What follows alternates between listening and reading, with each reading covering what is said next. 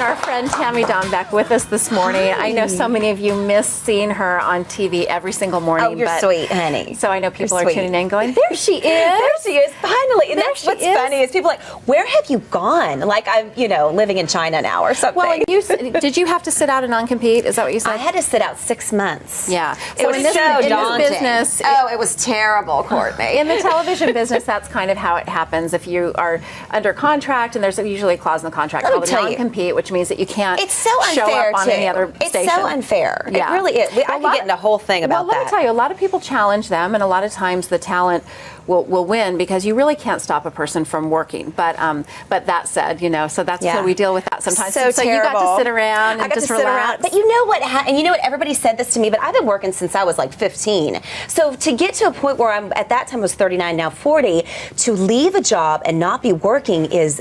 It's really so hard. To leave a job that you were at for how many years? That I was at for 12 years, and that I really, really loved. Like I really, really loved being a traffic warden. So anyways, but to leave that was really, really scary. But everybody says, when you leave this, another door opens, blah, blah, blah. I was like, yeah, whatever. Well, then here comes American Airlines, and they're like, we're going to send you on a trip.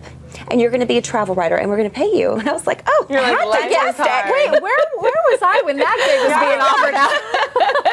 So they sent me to this little island called Scrub Island, and we get there, and they're like, yeah, Branson was here yesterday, and then he went back to Necker Islands, his islands, and all this stuff, and the premiere of it. So it was fantastic. And then, like I said, I did do a little thing in a movie that's coming out this fall, Unlimited, starring Fred Thompson. So that opened up, and because you don't have those contractual obligations. So it was nice. It's scary, but it was nice. And now, of course, I love being at CBS, and I get to be here. Yeah, I get to be here. It opens up, and it's almost been a year. So I was thinking about this morning where I was a year ago as opposed to now, and I'm so happy to be here.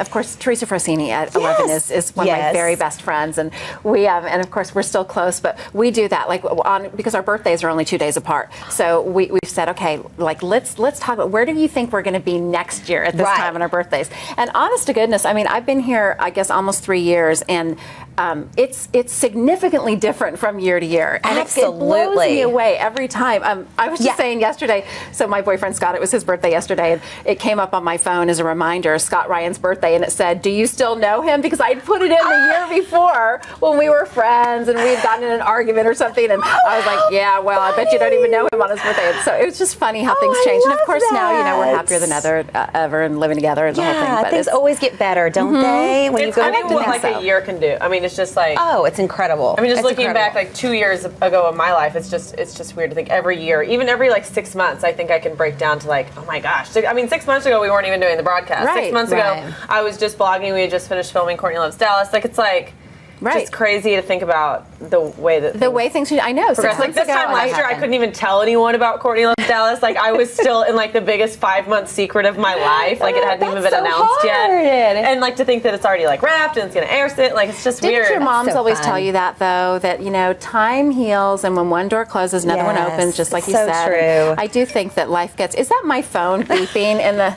Hi, we're doing a little show here. She sent her a little message saying how beautiful she looks. My today, mom, so she watches online. She lives in Portland, Oregon, which breaks my heart every day because I miss her so much. But she's taking care of my grandmother, and so she watches online and sends me. And how did my mom? My mom's watching. Sends me messages and stuff.